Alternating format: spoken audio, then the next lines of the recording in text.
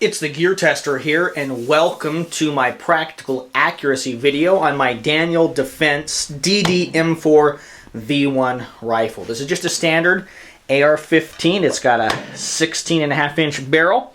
It's got the Daniel Defense free-floated rail on it. And I'm going to be shooting this rifle at 100 yards for you here today. I'm going to be focusing on my results in terms of practical accuracy. What's practical accuracy? What am I describing here? Well, you'll notice that I'm not shooting this gun in a super precise manner, meaning I don't have something like a lead sled. I don't even have a Harris bipod on it. And so I have zeroed this gun already, and then what I'm doing here is seeing, in terms of practical accuracy, what am I capable of with this rifle? I am sitting at a bench, I'm shooting off my bag. That is true, and it's very possible to get good groups like this, but it's harder than general long-range precision shooting at a known distance. Okay, I am shooting at a known distance, 100 yards. I do know that that's the distance, but it's different than individuals who will shoot a gun that's upward to 12 pounds long distance for extreme accuracy. That's great, that's excellent. But I want to know, what am I capable of if I drop my backpack on the ground, lay down, and I shoot at a coyote or a deer, or if I had to use this gun in a defensive situation? What am I capable with this gun, with my Aimpoint Comp M4S on it, with the iron sights? What am I capable of with this gun at 100 yards? And that's why I'm doing a practical accuracy video here. What I want to do now is show you two targets. Both these targets were shot at 100 yards, and the specific ammo that I was using is the XM193, the 55 grain 5.56 round. And okay, that's keeping with my theme. That's a great round in terms of its terminal ballistics, in terms of its impact on flesh, okay, on things like coyotes, deer, or enemy combatants. It's one of the original loadings, okay, that the AR-15 originally went out with. But it's not known for being extremely accurate. So again, we're keeping with my theme of practical accuracy. This is the ammo that I have quite a bit on hand and that I shoot regularly.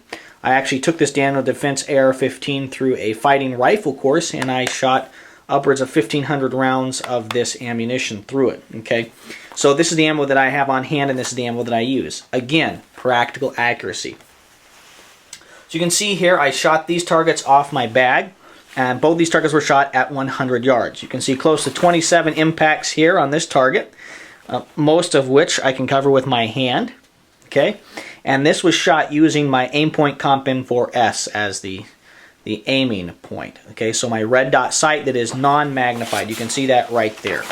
Okay, my Aimpoint Comp M4S. It's a great optic. I've had this optic for the better part of 4 years, but it's found a permanent home on this AR-15, my Daniel Defense. Okay, it's a great optic. It's non-magnified, but I am able to dial the brightness setting down, and so that increases my ability to hit at distance, okay, while maintaining a large field of view and being able to shoot quickly at targets if they move or if I'm moving. So you can see here, this target was shot, and I put quite a few rounds in a relatively small group, okay. Here's the other target, and this is 11 shots by my count. 1, 2, 3, 4, 5, 6, 7, 8, 9, 10, 11 shots. Not as nice a group, but I use my iron sights, which are considerably larger in terms of what they cover up. So I turned my red dot off, okay, and I shot at the 100-yard mark, and you can see my impacts there.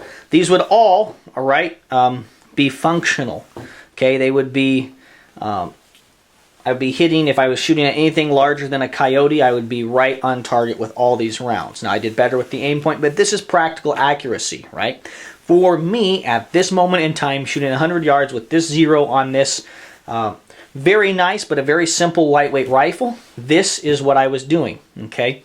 So that's partly I'm doing this video for myself, okay, and looking at practical accuracy, but I'm also doing it for you. In terms of editing and movies and all the things that we experience probably on a day-to-day basis in terms of the media and stuff that we take in, it's easy to start to think that people always hit what they're aiming at, that are super accurate. And I actually believe that this gun is capable of better groups than what you're seeing here. But in terms of practical accuracy, in terms of me throwing my bag down and taking a shot at 100 yards, this is probably what I can expect, okay, on a really good day. Now, if I had a lead sled or attached a Harris bipod and really took my time, I can get those groups smaller, but the reality is that's probably not going to be as repeatable as this kind of shooting for me in the field, okay, whether that's hunting or having to use this rifle as a defensive tool. So there you go. If you like this video, if you found it useful, interesting, helpful, I would encourage you to subscribe to my channel. What that's going to do is it's going to alert you when I upload other videos on interesting topics. If you guys want to see more practical accuracy with this particular rifle, the Daniel Defense DD-M4V1, then I would encourage you to like this video and leave a comment down below. Say, more Daniel Defense practical accuracy tests. And if I get 10 or 15 of those comments, then I will do another practical accuracy test here in the future. I also have a couple other practical accuracy tests. One with my Marlin 336Y, that's a 16-inch barrel, 30-30 from Marlin, and then one with my Ruger Gunsight Scout, that's a 308 bolt-action rifle. And so I will link in the description of this video, I will send links to those practical accuracy tests, as well as creating a practical accuracy playlist.